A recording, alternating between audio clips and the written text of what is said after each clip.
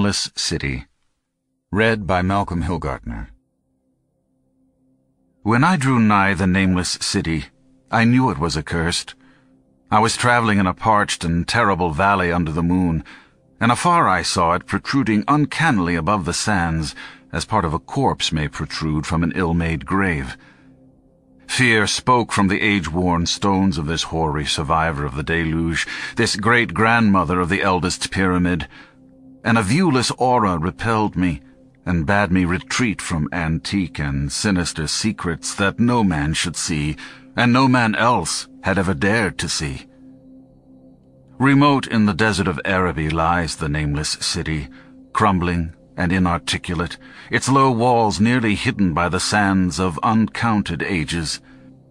It must have been thus before the first stones of Memphis were laid, and while the bricks of Babylon were yet unbaked. There is no legend so old as to give it a name, or to recall that it was ever alive, but it is told of in whispers around campfires, and muttered about by grandams in the tents of sheiks, so that all the tribes shun it without wholly knowing why. It was of this place that Abdul al-Hazred, the mad poet, dreamed on the night before he sang his unexplainable couplet. That is not dead which can eternal lie, and with strange eons even death may die. I should have known that the Arabs had good reason for shunning the Nameless City, the city told of in strange tales, but seen by no living man. Yet I defied them, and went into the untrodden waste with my camel. I alone have seen it, and that is why no other face bears such hideous lines of fear as mine.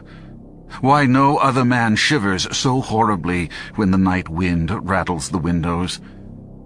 When I came upon it in the ghastly stillness of unending sleep, it looked at me, chilly from the rays of a cold moon amidst the desert's heat. And as I returned its look, I forgot my triumph at finding it, and stopped still with my camel to wait for the dawn. For hours I waited, till the east grew gray and the stars faded, and the gray turned to roseate light edged with gold. I heard a moaning, and saw a storm of sand stirring among the antique stones, though the sky was clear, and the vast reaches of desert still. Then, suddenly, above the desert's far rim, came the blazing edge of the sun, seen through the tiny sandstorm which was passing away, and in my fevered state I fancied that from some remote depth there came a crash of musical metal to hail the fiery disk, as Memnon hails it from the banks of the Nile. My ears rang, and my imagination seethed, as I led my camel slowly across the sand to that unvocal place, that place which I alone of living men had seen. In and out amongst the shapeless foundations of houses and places I wandered, finding never a carving or inscription to tell of these men, if men they were, who built this city and dwelt therein so long ago. The antiquity of the spot was unwholesome, and I longed to encounter some sign or device to prove that the city was indeed fashioned by mankind. There were certain proportions and dimensions in the ruins which I did not like. I had with me many tools, and dug much within the walls of the obliterated edifices, but progress was slow, and nothing significant was revealed. When night and the moon returned, I felt a chill wind which brought new fear, so that I did not dare to remain in the city. And as I went outside the antique walls to sleep, a small, sighing sandstorm gathered behind me, blowing over the gray stones, though the moon was bright and most of the desert still. I awaked just at dawn from a pageant of horrible dreams, my ears ringing as from some metallic peal. I saw the sun peering redly through the last gusts of a little sandstorm that hovered over the Nameless City, and marked the quietness of the rest of the landscape. Once more I ventured within those brooding ruins that swelled beneath the sand like an ogre under a coverlet, and again dug vainly for relics of the forgotten race. At noon I rested, and in the afternoon I spent much time tracing the walls and bygone streets, and the outlines of the nearly vanished buildings. I saw that the city had been mighty indeed, and wondered at the sources of its greatness. To myself I pictured all the splendors of an age so distant that Chaldea could not recall it, and thought of Sarnath the Doomed that stood in the land of Mnar when mankind was young, and of Ib that was carven of grey stone before mankind existed. All at once I came upon a place where the bedrock rose stark through the sand and formed a low cliff, and here I saw with joy what seemed to promise further traces of the antediluvian people. Hewn rudely on the face of the cliff were the unmistakable facades of several small, squat rock houses or temples, whose interiors might preserve many secrets of ages too remote for calculation, though sandstorms had long since effaced any carvings which may have been outside. Very low and sand-choked were all the dark apertures near me, but I cleared one with my spade and crawled through it, carrying a torch to reveal whatever mysteries it might hold. When I was inside, I saw that the cavern was indeed a temple, and beheld plain signs of the race that had lived and worshipped before the desert was a desert. Primitive altars, pillars, and niches, all curiously low, were not absent. And though I saw no sculptures or frescoes, there were many singular stones clearly shaped into symbols by artificial means. The lowness of the chiseled chamber was very strange, for I could hardly kneel upright. But the area was so great that my torch showed only part of it at a time. I shuddered oddly in some of the far corners, for certain altars and stones suggested forgotten rites of terrible, revolting, and inexplicable nature, and made me wonder what manner of men could have made and frequented such a temple. When I had seen all that the place contained, I crawled out again, avid to find what the temples might yield. Night had now approached, yet the tangible things I had seen made curiosity stronger than fear, so that I did not flee from the long moon-cast shadows that had daunted me when first I saw the Nameless city. In the twilight, I cleared another aperture, and with a new torch crawled into it, finding more vague stones and symbols, though nothing more definite than the other temple had contained. The room was just as low, but much less broad, ending in a very narrow passage crowded with obscure and cryptical shrines. About these shrines I was prying, when the noise of a wind and my camel outside broke through the stillness and drew me forth to see what could have frightened the beast. The moon was gleaming vividly over the primitive ruins, lighting a dense cloud of sand that seemed blown by a strong but decreasing wind from some point along the cliff ahead of me. I knew it was this chilly, sandy wind which had disturbed the camel and was about to lead him to a place of better shelter, when I chanced to glance up and saw that there was no wind atop the cliff. This astonished me and made me fearful again, but I immediately recalled the sudden local winds that I had seen and heard before at sunrise and sunset, and judged it was a normal thing. I decided it came from some rock fissure leading to a cave, and watched the troubled sand to trace it to its source, soon perceiving that it came from a black orifice of a temple a long distance south of me, almost out of sight. Against the choking sand cloud, I plodded toward this temple, which, as I neared it, loomed larger than the rest, and showed a doorway far less clogged with caked sand. I would have entered had not the terrific force of the icy wind almost quenched my torch.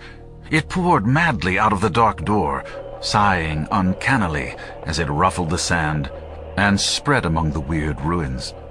Soon it grew fainter, and the sand grew more and more still, till finally all was at rest again. But a presence seemed stalking among the spectral stones of the city, and when I glanced at the moon, it seemed to quiver as though mirrored in unquiet waters. I was more afraid than I could explain, but not enough to dull my thirst for wonder, so as soon as the wind was quite gone, I crossed into the dark chamber from which it had come. This temple, as I had fancied from the outside, was larger than either of those I had visited before, and was presumably a natural cavern since it bore winds from some region beyond. Here I could stand quite upright, but saw that the stones and altars were as low as those in the other temples. On the walls and roof I beheld for the first time some traces of the pictorial art of the ancient race, curious curling streaks of paint that had almost faded or crumbled away. And on two of the altars I saw with rising excitement a maze of well-fashioned curvilinear carvings. As I held my torch aloft, it seemed to me that the shape of the roof was too regular to be natural, and I wondered what the prehistoric cutters of stone had first worked upon. Their engineering skill must have been vast. Then a brighter flare of the fantastic flame showed that for which I had been seeking, the opening to those remoter abysses whence the sudden wind had blown, and I grew faint when I saw that it was a small and plainly artificial door chiseled in the solid rock. I thrust my torch within, beholding a black tunnel with the roof arching low over a rough flight of very small, numerous, and steeply descending steps. I shall always see those steps in my dreams, for I came to learn what they meant. At the time I hardly knew whether to call them steps or mere footholds in a precipitous descent. My mind was whirling with mad thoughts, and the words and warnings of Arab prophets seemed to float across the desert from the lands that men know to the nameless city that men dare not know. Yet I hesitated only for a moment before advancing through the portal and commencing to climb cautiously down the steep passage, feet first, as though on a ladder. It is only in the terrible phantasms of drugs or delirium that any other man can have such a descent as mine. The narrow passage led infinitely down like some hideous haunted well, and the torch I held above my head could not light the unknown depths toward which I was crawling. I lost track of the hours and forgot to consult my watch, though I was frightened when I thought of the distance I must be traversing. There were changes of direction and of steepness, and once I came to a long, low, level passage where I had to wriggle my feet first along the rocky floor, holding torch at arm's length beyond my head. The place was not high enough for kneeling. After that were more of the steep steps, and I was still scrambling down interminably when my failing torch died out. I do not think I noticed it at the time, for when I did notice it, I was still holding it above me, as if it were ablaze. I was quite unbalanced with that instinct for the strange and the unknown which had made me a wanderer upon earth and a haunter of far, ancient, and forbidden places. In the darkness there flashed before my mind fragments of my cherished treasury of demoniac lore, sentences from Alhazred the mad Arab, paragraphs from the apocryphal nightmares of Damascus, and infamous lines from the delirious Image du Monde of Gautier de Metz. I repeated queer extracts, and muttered of Afrasiab, and the demons that floated with him down the Oxus, later chanting over and over again a phrase from one of Lord Dunsany's tales, the unreverberate blackness of the abyss. Once, when the descent grew amazingly steep, I recited something in sing-song from Thomas Moore, until I feared to recite more. A reservoir of darkness, black as witches' cauldrons are, wind-filled, with moon-drugs in the eclipse distilled. Leaning to look if foot might pass down through that chasm, I saw, beneath, as far as vision could explore, the jetty sides as smooth as glass, looking as if just varnished ore with that dark pitch the seat of death throws out upon its slimy shore. Time had quite ceased to exist when my feet again felt a level floor, and I found myself in a place slightly higher than the rooms in the two smaller temples, now so incalculably far above my head. I could not quite stand, but could kneel upright, and in the dark I shuffled and crept hither and thither at random.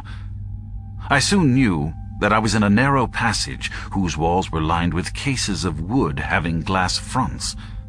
As in that Paleozoic and abysmal place I felt of such things as polished wood and glass, I shuddered at the possible implications.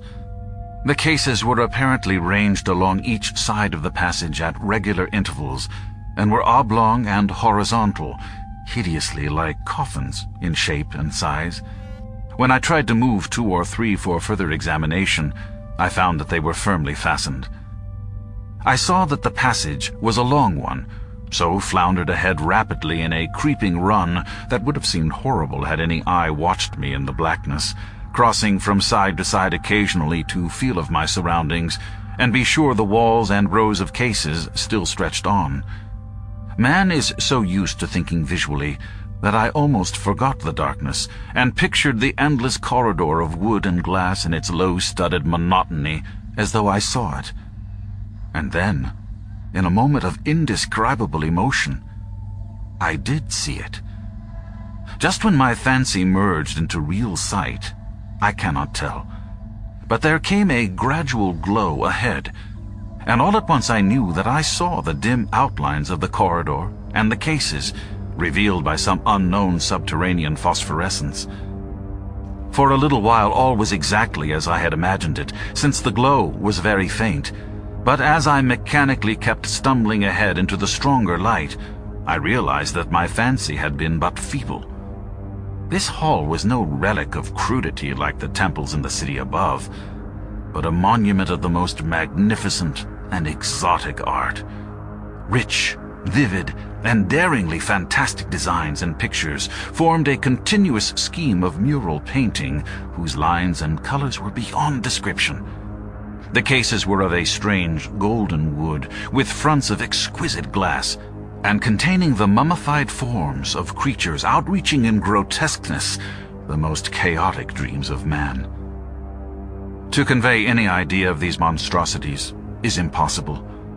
They were of the reptile kind, with body lines suggesting sometimes the crocodile, sometimes the seal, but more often nothing of which either the naturalist or the paleontologist ever heard. In size they approximated a small man, and their forelegs bore delicate and evident feet curiously like human hands and fingers. But strangest of all were their heads, which presented a contour violating all known biological principles. To nothing can such things be well compared. In one flash, I thought of comparisons as varied as the cat, the bulldog, the mythic satyr, and the human being. Not Jove himself had had so colossal and protuberant a forehead, yet the horns and noselessness and the alligator-like jaw placed the things outside all established categories.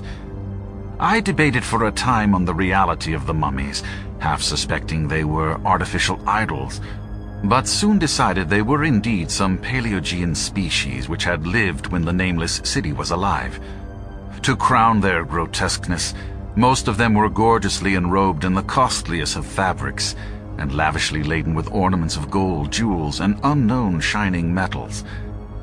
The importance of these crawling creatures must have been vast, for they held first place among the wild designs on the frescoed walls and ceiling.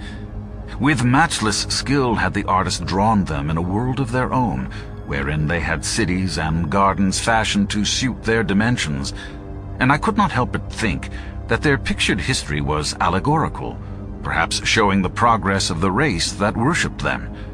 These creatures, I said to myself, were to the men of the Nameless city what the she-wolf was to Rome, or some totem beast is to a tribe of Indians. Holding this view, I could trace roughly a wonderful epic of the Nameless city, the tale of a mighty seacoast metropolis that ruled the world before Africa rose out of the waves, and of its struggles as the sea shrank away and the desert crept into the fertile valley that held it. I saw its wars and triumphs, its troubles and defeats, and afterward its terrible fight against the desert when thousands of its people, here represented in allegory by the grotesque reptiles, were driven to chisel their way down through the rocks in some marvelous manner to another world whereof their prophets had told them. It was all vividly weird and realistic, and its connection with the awesome descent I had made was unmistakable. I even recognized the passages. As I crept along the corridor toward the brighter light, I saw later stages of the painted epic, the leave-taking of the race that had dwelt in the Nameless city and the valley around for 10 million years, the race whose souls shrank from quitting scenes their bodies had known so long, where they had settled as nomads in the earth's youth, hewing in the virgin rock those primal shrines at which they had never ceased to worship. Now that the light was better, I studied the pictures more closely and, remembering that the strange reptiles must represent the unknown men, pondered upon the customs of the Nameless city. Many things were peculiar and inexplicable. The civilization, which included a written alphabet, had seemingly risen to a higher order than those immeasurably later civilizations of Egypt and Chaldea. Yet there were curious omissions. I could, for example, find no pictures to represent deaths or funeral customs, save such as were related to wars, violence, and plagues, and I wondered at the reticence shown concerning natural death. It was as though an ideal of immortality had been fostered as a cheering illusion. Still nearer the end of the passage were painted scenes of the utmost picturesqueness and extravagance. Contrasted views of the Nameless city and its desertion and growing ruin, and of the strange new realm of paradise to which the race had hewed its way through the stone. In these views, the city and the desert valley were shown always by moonlight, golden nimbus hovering over the fallen walls, and half revealing the splendid perfection of former times, shown spectrally and elusively by the artist. The paradisal scenes were almost too extravagant to be believed, portraying a hidden world of eternal day filled with glorious cities and ethereal hills and valleys. At the very last, I thought I saw signs of an artistic anticlimax. The paintings were less skillful and much more bizarre than even the wildest of the earlier scenes. They seemed to record a slow decadence of the ancient stock, coupled with a growing ferocity toward the outside world from which it was driven by the desert. The forms of the people, always represented by the sacred reptiles, appeared to be gradually wasting away, though their spirit, as shown hovering above the ruins by moonlight, gained in proportion. Emaciated priests, displayed as reptiles in ornate robes, cursed the upper air and all who breathed it, and one terrible final scene showed a primitive-looking man, perhaps a pioneer of ancient Irem, the city of pillars, torn to pieces by members of the elder race. I remembered how the Arabs fear the Nameless city, and was glad that beyond this place, the grey walls and ceiling were bare. As I viewed the pageant of mural history, I had approached very closely the end of the low-ceiled hall, and was aware of a gate through which came all of the illuminating phosphorescence. Creeping up to it, I cried aloud in transcendent amazement at what lay beyond. For instead of other and brighter chambers, there was only an illimitable void of uniformed radiance, such as one might fancy when gazing down from the peak of Mount Everest upon a sea of sunlit mist. Behind me was a passage so cramped that I could not stand upright in it. Before me was an infinity of subterranean effulgence. Reaching down from the passage into the abyss was the head of a steep flight of steps. Small, numerous steps, like those of black passages I had traversed. But after a few feet, the glowing vapors concealed everything. Swung back open against the left-hand wall of the passage was a massive door of brass, incredibly thick, and decorated with fantastic bas-reliefs, which could, if closed, shut the whole inner world of light away from the vaults and passages of rock. I looked at the steps, and for the nonce dared not try them. I touched the open brass door, and could not move it. Then I sank prone to the stone floor, my mind aflame with prodigious reflections which not even a death-like exhaustion could banish. As I lay still, with closed eyes, free to ponder, many things I had lightly noted in the frescoes came back to me with new and terrible significance. Scenes representing the Nameless city in its heyday, the vegetation of the valley around it, and the distant lands with which its merchants traded. The allegory of the crawling creatures puzzled me by its universal prominence, and I wondered that it would be so closely followed in a pictured history of such importance. In the frescoes, the Nameless city had been shown in proportions fitted to the reptiles. I wondered what its real proportions and magnificence had been, and reflected a moment on certain oddities I had noticed in the ruins. I thought curiously of the lowness of the primal temples and of the underground corridor, which were doubtless hewn thus out of deference to the reptile deities there honored, though it perforce reduced the worshippers to crawling.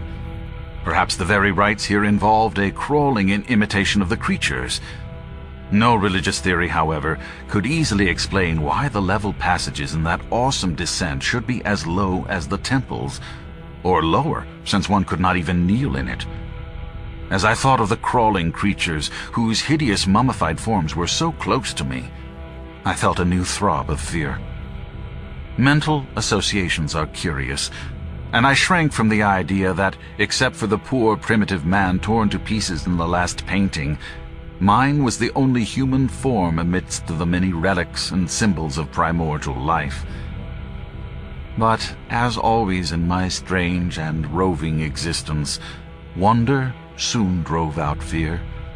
For the luminous abyss and what it might contain presented a problem worthy of the greatest explorer.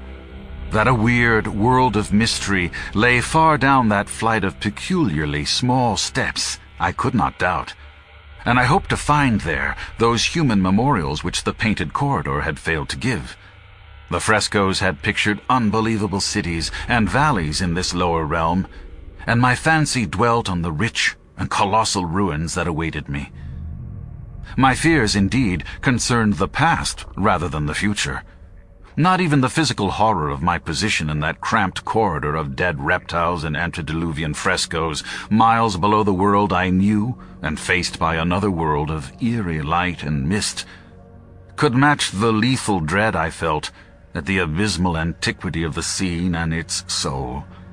An ancientness so vast that measurement is feeble seemed to leer down from the primal stones and rock-hewn temples of the Nameless city, while the very latest of the astounding maps in the frescoes showed oceans and continents that man has forgotten, with only here and there some vaguely familiar outline. Of what could have happened in the geological ages since the paintings ceased and the death-hating race resentfully succumbed to decay, no man might say. Life had once teemed in these caverns and in the luminous realm beyond.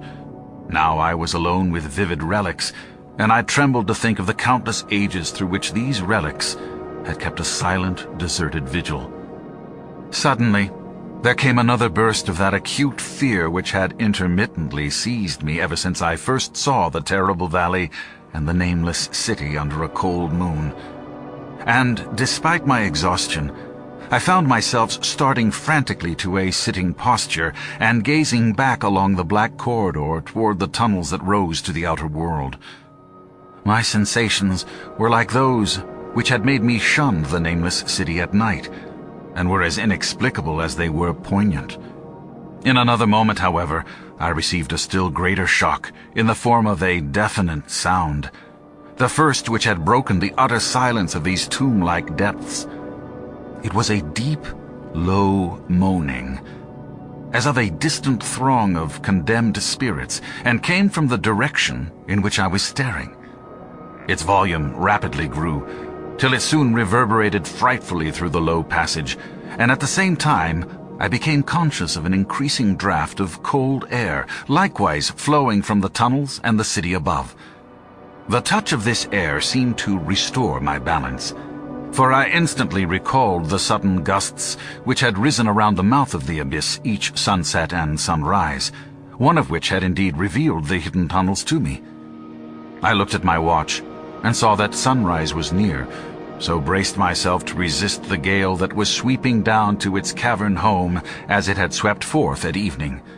My fear again waned low, since a natural phenomenon tends to dispel broodings over the unknown. More and more madly poured the shrieking, moaning night wind into the gulf of the inner earth. I dropped prone again and clutched vainly at the floor for fear of being swept bodily through the open gate into the phosphorescent abyss. Such fury I had not expected, and as I grew aware of an actual slipping of my form toward the abyss, I was beset by 1,000 new terrors of apprehension and imagination. The malignancy of the blast awakened incredible fancies.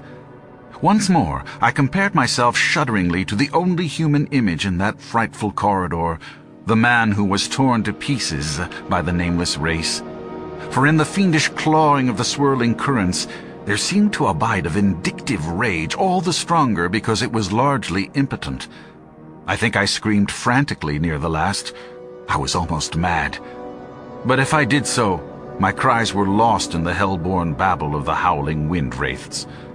I tried to crawl against the murderous invisible torrent, but I could not even hold my own as I was pushed slowly and inexorably toward the unknown world.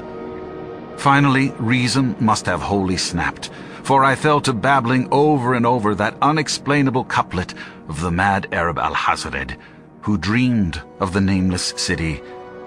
That is not dead which can eternal lie, and with strange eons even death may die. Only the grim, brooding desert gods know what really took place. What indescribable struggles and scrambles in the dark I endured, or what a baton guided me back to life, where I must always remember and shiver in the night wind till oblivion, or worse, claims me. Monstrous, unnatural, colossal was the thing, too far beyond all the ideas of man to be believed except in the silent, damnable small hours of the morning when one cannot sleep. I have said that the fury of the rushing blast was infernal, cacophoniacal, and that its voices were hideous with the pent-up viciousness of desolate eternities. Presently these voices, while still chaotic before me, seemed to my beating brain to take articulate form behind me. And down there in the grave of unnumbered eon-dead antiquities, leagues below the dawn-lit world of men, I heard the ghastly cursing and snarling of strange-tongued fiends. Turning, I saw outlined against the luminous ether of the abyss that could not be seen against the dusk of the corridor, a nightmare horde of rushing devils, hate-distorted, grotesquely panoplied, half-transparent devils of a race no man might mistake, the crawling reptiles of the nameless city. And as the wind died away, I was plunged into the ghoul-pool darkness of Earth's bowels. For behind the last of the creatures, the great brazen door clanged shut with a deafening peal of metallic music, whose reverberations swelled out to the distant world to hail the rising sun as Memnon hails it from the banks of the Nile.